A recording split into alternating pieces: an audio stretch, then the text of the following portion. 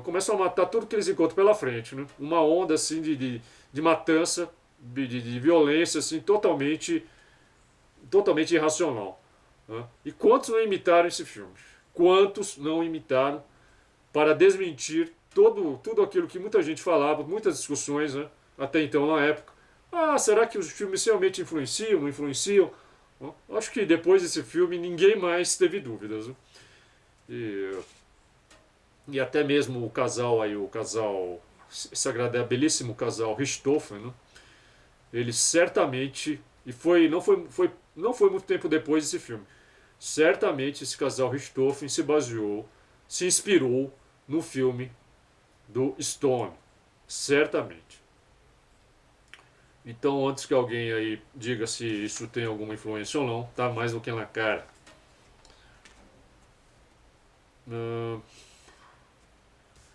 Então, gente, é isso que aconteceu, né? Houve toda essa onda e imediatamente havia a reação. Quer dizer, vai haver mais controle, mais censura.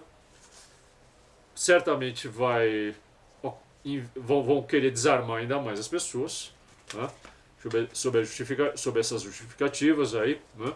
De que um louco pega a arma e faz o que faz.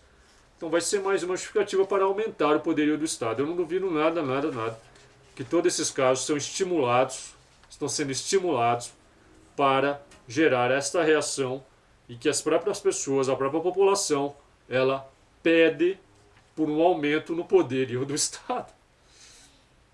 Ok? Por falar em aumento no poderio do Estado, também não poderia deixar de comentar essas declarações aí deste Papa, que se diz Papa, que não é Papa, é um falso Papa. Declarações dizendo que os que estão no poder no Brasil são todos santos imaculados.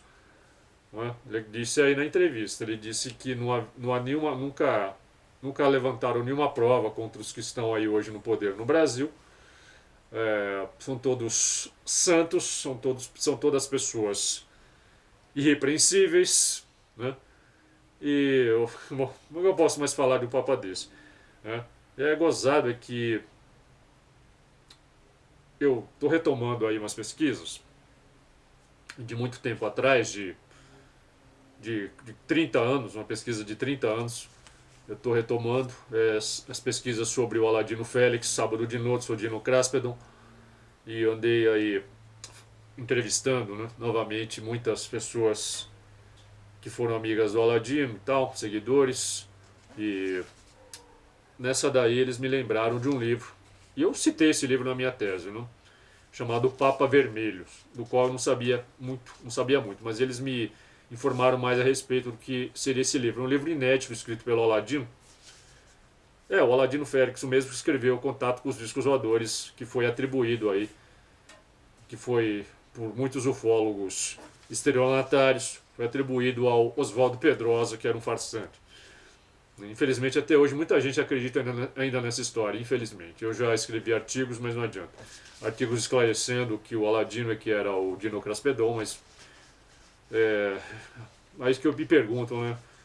Como é que os ufólogos, as pessoas tanto incensam aí, pode ter tanto crédito, né? Se eles sequer conseguem reconhecer algo tão óbvio, né? Mas tudo bem.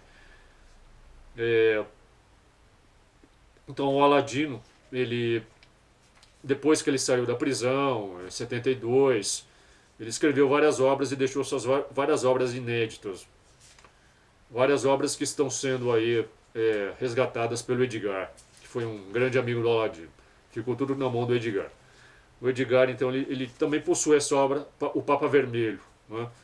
E o que consiste essa obra? Consiste assim, o Aladino ele profetizou que no futuro, né, ele profetizou isso nos anos 70, que no futuro iria surgir, 70 ou 80, né? Eu não sei exatamente quando é que ele foi que escreveu esse livro, que eu não sei também se um dia vai ser publicado, certo? Não sei. Mas ele escreveu esse livro aí entre final dos anos 70, 80, por aí. E ele profetizou que um dia iria ascender no Vaticano um Papa comunista. Por isso o Papa Vermelho, um Papa totalmente comunista. E está aí, ele acertou em cima. em cima, né?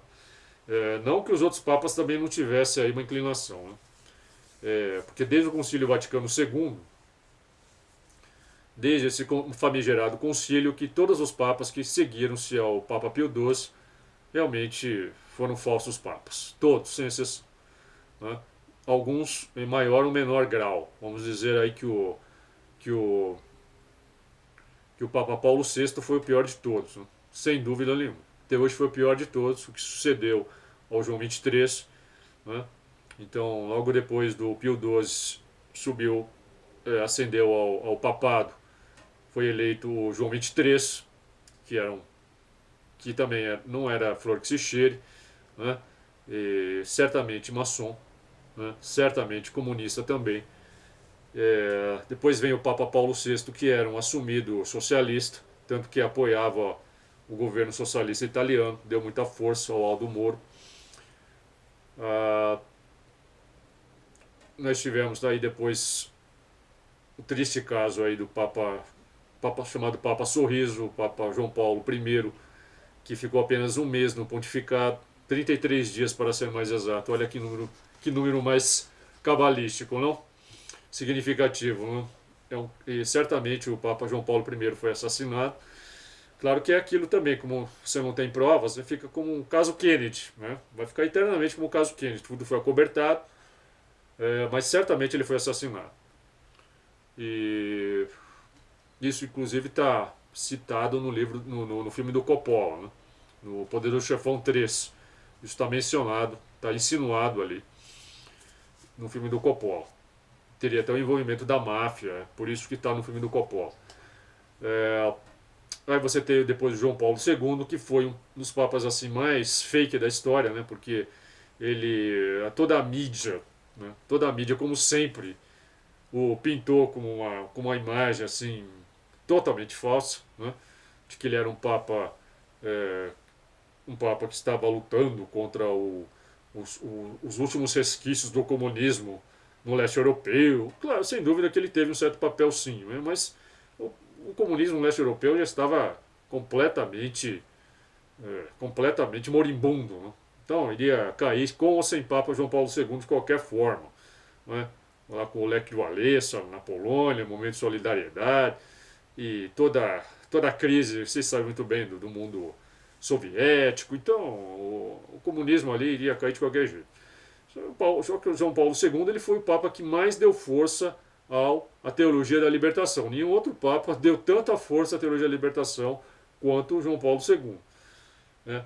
E quando ele tinha que excomungar, extirpar da igreja alguns elementos, aí, como Leonardo Boff, por exemplo, ele não fez. Leonardo Boff que eu conheci, hein, gente. Conheci o Boff na Bienal do Livro em São Paulo. Ele estava lá. Na época eu não era conservador, não era direitista, nem tinha noção de nada disso, né? Eu era tanto simpatizante aí às esquerdas e tal, e achei ótimo conhecer o Leonardo Boff, né? Conheci o homem. Então, o João Paulo II, quando tinha que tirar essa gente, não tirou, passou a mão na cabeça, né? Foi um formidável, ele fez um papel formidável aí para o crescimento exponencial do movimento esquerdista e, e depois vem, né? A gente sabe muito bem o que acontece. Depois entra o Ratzinger, o Giuseppe Ratzinger, o Bento XVI, que foi aí um interregno, né? Porque o Ratzinger realmente ele era um papa conservador e não sei até que ponto ele pretendia restaurar a antiga igreja, mas ele deu várias declarações, ele escreveu vários textos apontando que ele realmente tinha uma certa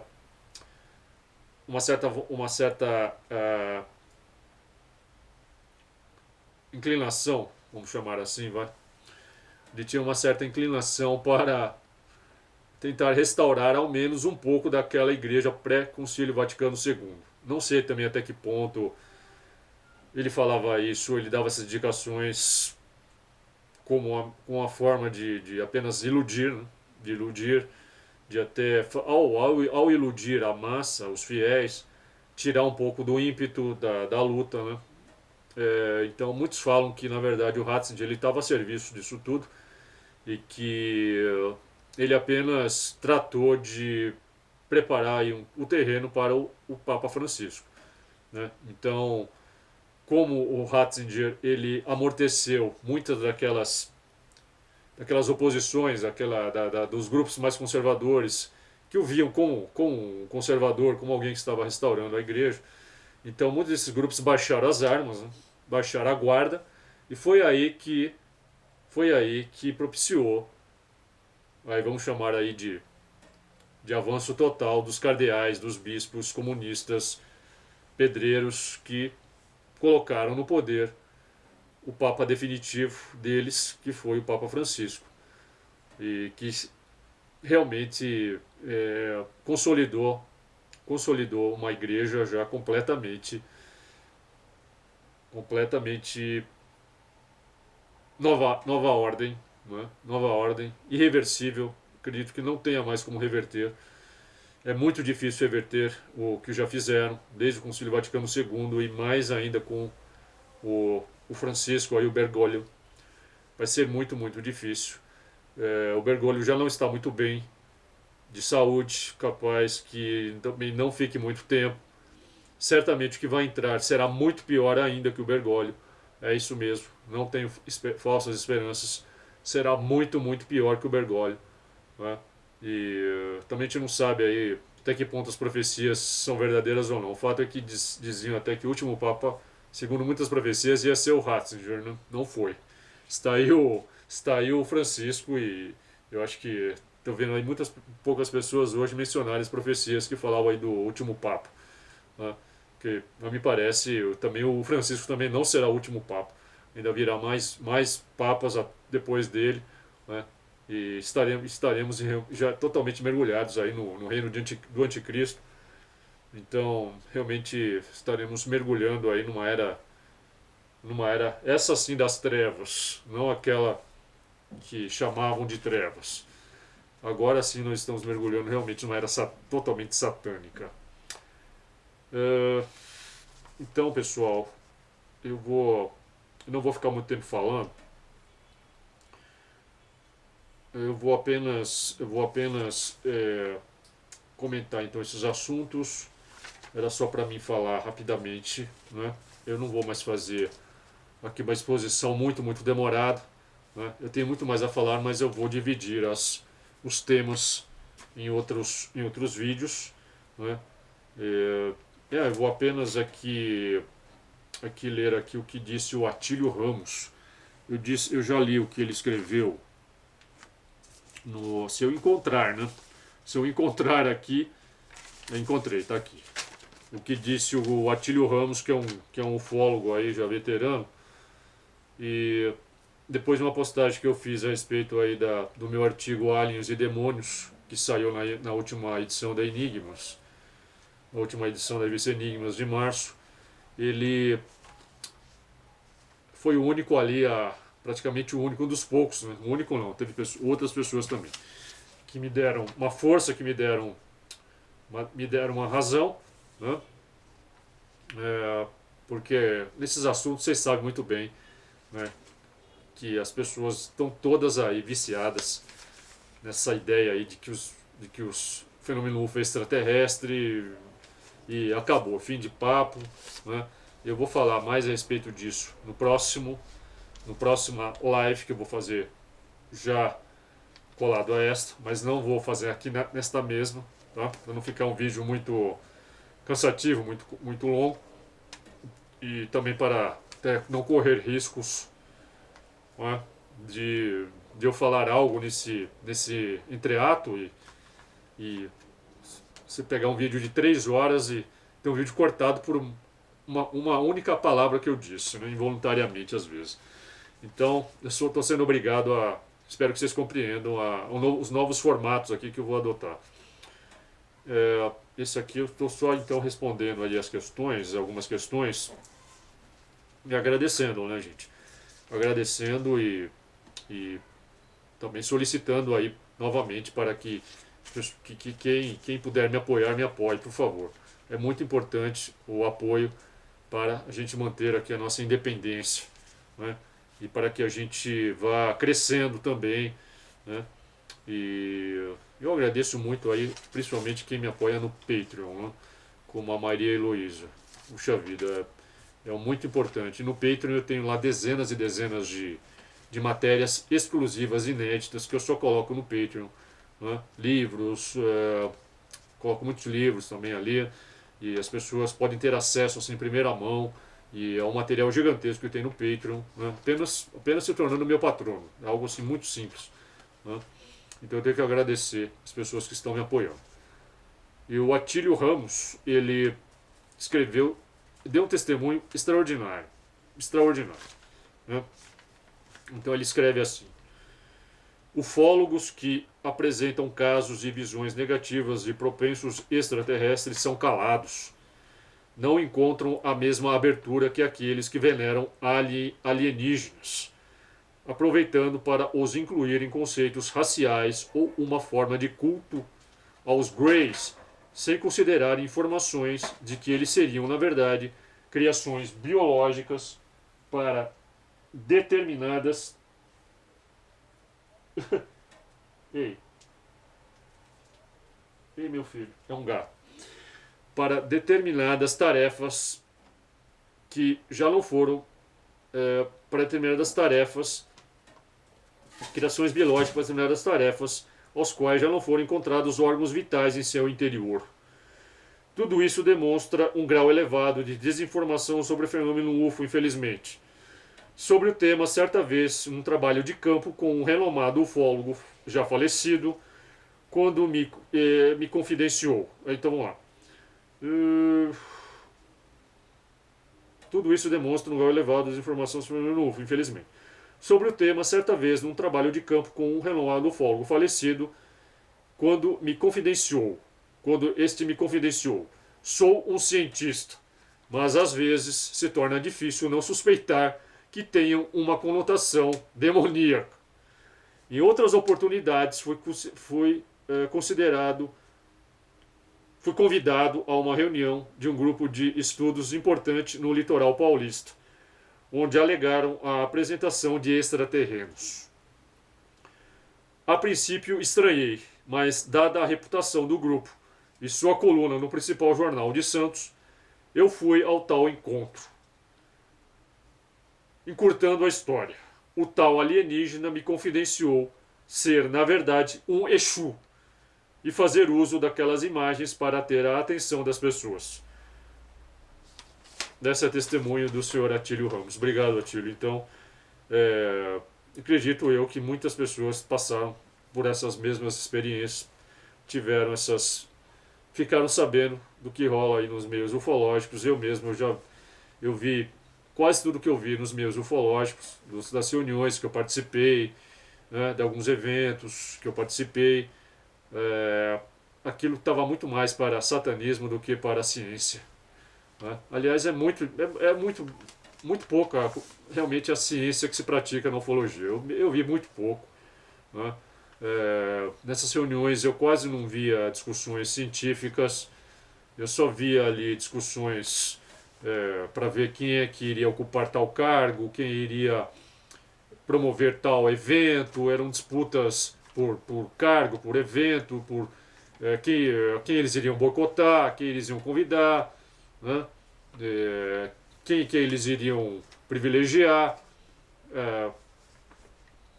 qual eram os contatados que eles iam chamar, né? Livro que pareça, né? Como é que ufólogos científicos podem dar apoio a contatados, né? A certos líderes de seitas ufológicas, eles davam, muitos deles que se diziam científicos, né? Pior, eu conheci um aí também, que era um dos maiores, se não o maior, aí, dito ufólogo científico do Brasil, né?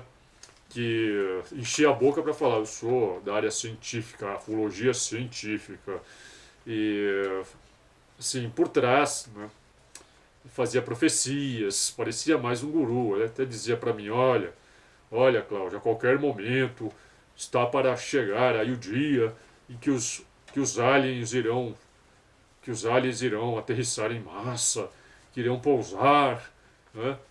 Está chegando o dia. Ele parecia um profeta, né? Eu achava aquilo tão discrepante. Mas é aquilo, você só tinha...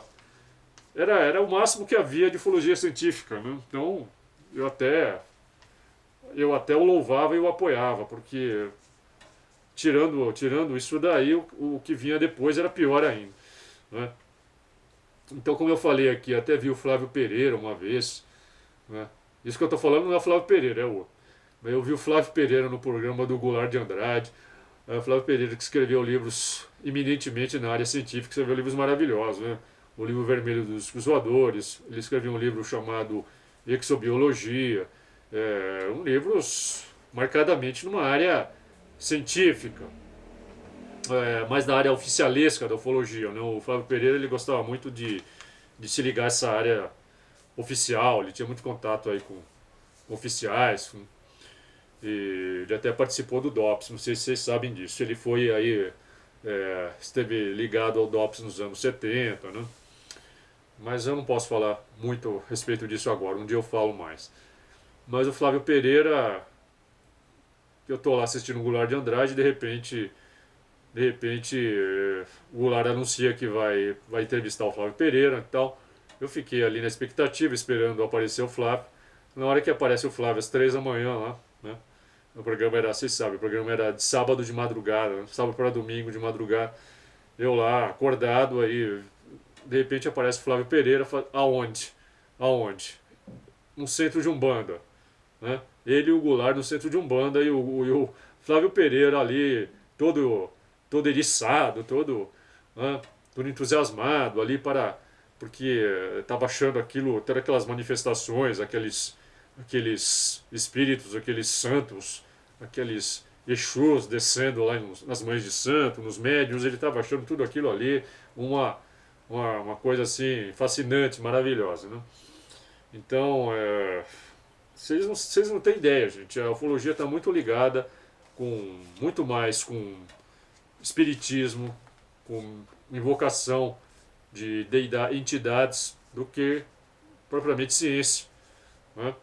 Então o Carlos Sagan estava certíssimo ali quando escreveu O Mundo Assombrado pelos Demônios, né? De fato, né? O mundo está realmente assombrado por demônios, né? Que são tomados por extraterrestres. E o pior, muitos desses ufólogos sabem muito bem que estão lidando com entidades demoníacas, mas passam ao público a, a distorção de que são extraterrestres, certo? Mas eu vou falar mais a respeito disso porque tem muitas questões, temos que preencher aqui vários gaps, né? As pessoas querem saber, aí querem... tem um monte de gente fazendo as mesmas perguntas, então eu vou, na próxima live, eu vou falar mais a respeito. Espero conseguir preencher as lacunas, né? E apenas como disse, eu não quero... Eu jamais, né, estou aqui dando certeza total absoluta de que são demônios, né? Como também não atribuo a totalidade do fenômeno UFO a uma única origem, como muitos ufólogos fazem, como muitos fazem, que é atribuir, por exemplo, tudo a extraterrestres, ou se não, as variantes aí, o cara acha que tudo é intraterrestre, seres hiperdimensionais, né? São interdimensionais, ou viajantes do tempo, etc, né? Eu não vou nessa. Eu até penso que pode haver, para o fenômeno pode ter algumas origens um tanto distintas, né? Assim como as explicações para o fenômeno são distintas. É, Se você pegar 95% do fenômeno UFO, como eu já disse várias vezes, como muitos já disseram também, chegaram a essa conclusão, só ver as estatísticas, 95% do fenômeno é facilmente explicável. São enganos de interpretação, né? São mentiras, são fraudes, são observações de corpos celestes feitos erroneamente, né? Então, a grande parte do fenômeno é explicável. Então, todo esse fenômeno, e até 100% dele pode ser explicado em termos culturalistas, né? Termos sociológicos, como eu já fiz muitas análises sociológicas, né? Pode ser meramente estudado como fenômeno histórico, antropológico, sociológico, psicológico, perfeitamente. O grande problema, o que eu penso e aquela parcela do fenômeno desconhecido, a parcela desconhecida do fenômeno, que talvez seja de 2, 3%, no máximo 5%, que fenômenos paranormais são manifestados nitidamente, né? Em que você vê a manifestação de uma realidade desconhecida, material também, material, né? Não estou dizendo aqui, muitas pessoas, eu acho que um dos maiores pontos que as pessoas estão pegando em mim aí é dizendo assim que eu estou dizendo que se o fenômeno UFO é o fenômeno satânico e demoníaco, né, ele não poderia ser material, né? Como se os demônios eles não pudessem se materializar e produzir fenômenos materiais, né? Fizeram isso durante toda a história. Muitos eventos foram causados aí, muito concretos e materiais, foram causados talvez por influência demoníaca, né? Por que é que eles não poderiam também causar fenômeno OVNI, até mesmo simulando discos voadores metálicos, né? E até mesmo a inserção de uma tecnologia aparentemente alienígena? Facilmente, nenhum problema, no problem, man, no problem, né? Então, as pessoas, nesse aspecto, elas ficam né, nessa visão curta, aí, muito estreita, e ficam querendo te complicar, distorcendo, né, maliciosamente, né, e querendo fazer você passar como idiota, né, como uma pessoa desinformada, burra, uma pessoa que parece que começou a interpretar todos esses fatos da ufologia semana passada, né? Então, não é assim. Então, eu vou falar mais a respeito disso a posteriori, ok? Então, neste daqui, eu vou ficando por aqui mesmo, gente, e até a próxima. Valeu. Continuem aí me apoiando e me seguindo. Valeu, gente. Tchau. Um abraço. Até a próxima.